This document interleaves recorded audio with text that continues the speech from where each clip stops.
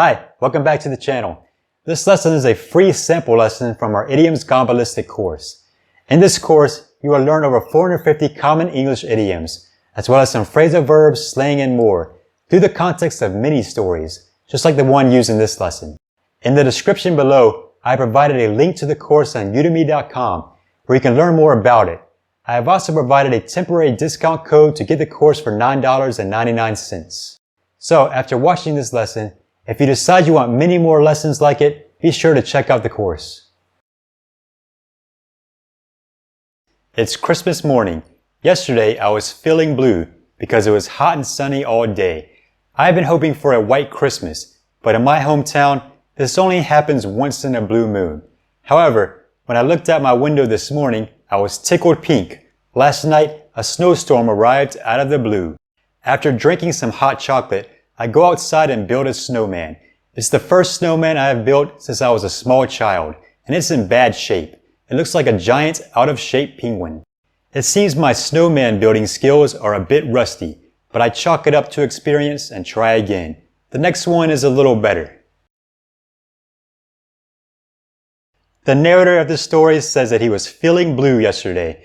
The idiom to feel blue or to have the blues means to feel sad or depressed. For example, Dave felt blue after failing his English test, or Casey always has the blues when it rains. The narrator was feeling blue because he didn't think there would be a white Christmas this year. A white Christmas is an idiom that means a Christmas in which the ground, trees, houses, etc. are all covered in snow so that everything looks white. In the US, a white Christmas is considered very special to people who live in places that don't often see snow. In the narrator's town, a white Christmas only comes once in a blue moon. The idiom once in a blue moon means seldomly or not very often. This idiom comes from the fact that a blue moon, which is the name given to a second full moon in a month, is a rare occurrence. An example is, my sister lives in another country, so we only see each other once in a blue moon. When the narrator looked out his window this morning, however, he was tickled pink. The idiom tickled pink comes from the rosy red or pinkish color that someone's face becomes when she gets tickled, and it means very pleased, happy, or amused. Some examples are, Timmy is tickled pink every time he sees a puppy. Sarah was tickled pink when her boyfriend brought her roses. The narrator of this story was tickled pink because a snowstorm arrived last night out of the blue. If something happens out of the blue, it happens without warning or is completely unexpected. For example, Lori hadn't talked to her childhood friend Carrie in many years until yesterday when, out of the blue, she received a phone call from Carrie. This idiom is a more common, shortened version of an older idiom, like a bolt from or out of the blue, which you might also hear once in a blue moon. The narrator tries to build his first snowman in many years, and it's in bad shape. It looks like an out-of-shape penguin. Shape can refer to someone's or something's condition or state of health. This is often used with an adjective to describe the condition, such as good, bad, poor, great, awful, etc. For example, after the car accident, Vic was in awful shape. He had many broken bones. Or, although my computer is old, it is still in good shape. I never have any problems with it. The idiom out of shape means not physically strong or healthy, or not in the usual, original, or proper condition. This is often used with the verb to get, which takes the meaning of to become.